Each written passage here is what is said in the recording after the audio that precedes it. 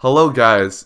I'm gonna be your host for today because it'll be my episode 3. I'm here with Cade Hello. and James. Hello. So today we're gonna be discussing on a topic of the Oka crisis, an event that some people do not know, or an event that some people may have forgotten. So, the Oka crisis first began in September 1990, July 26. There was a battle between the Kansatake and the police, army, as well as the protesters. But how did it all start? The mayor of Oka had decided to expand a 9-hole golf course to an 18-hole golf course on the Mohawks' land, which will destroy their graveyard, destroy the pine trees they had planted, and it just claimed their land without any discussions. And the Kansatake were not going to sit still. They refused their selfish plan and began to fight for their land.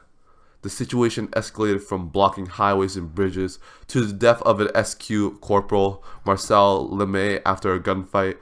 There was a stabbing of a 14-year-old. There were tear gas and concussion grenades being thrown everywhere.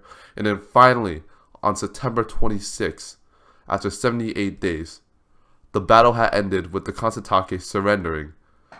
There were few facing criminal charges and only one receiving jail time, but eventually the federal government had canceled the golf course expansion. However, they have yet returned the land that was once belonged to the Kansatake people. There were also people being sprayed with high-pressured water in order for them to stay away. And now comparing it to history, there was the plan to take over the Kansatake people was purely 100% colonization without a doubt. But my question is, are we repeating history again? James, I'm pretty sure you had this Ignite back then, and you were talking about the relocation of the Inuits, right? Yes. Yep. Yeah, the Inuits had to deal with multiple relocations because of Europeans colonizing the land, right? Yeah, in 1953 and 1955. Yeah. All right, and Cade, I want you to define colonization right now. For colonization, Yes. it's action of a group taking over a certain area for their own uses. Exactly. Why would they do such a thing? Like, compare it to the event that happened 30 years ago. Why would we expand a stupid golf course that will accept many people, disrespect the ancestor of the dead, and the removal of pine trees that the Kansatake people have worked so hard to grow? And we're making the same mistakes again. We're breaking promises. We're not keeping them. And the Oka crisis needs more recognition. More people needs to see this. So another mistake like this won't happen again in the future. That is my discussion of the Oka crisis. Are there any questions?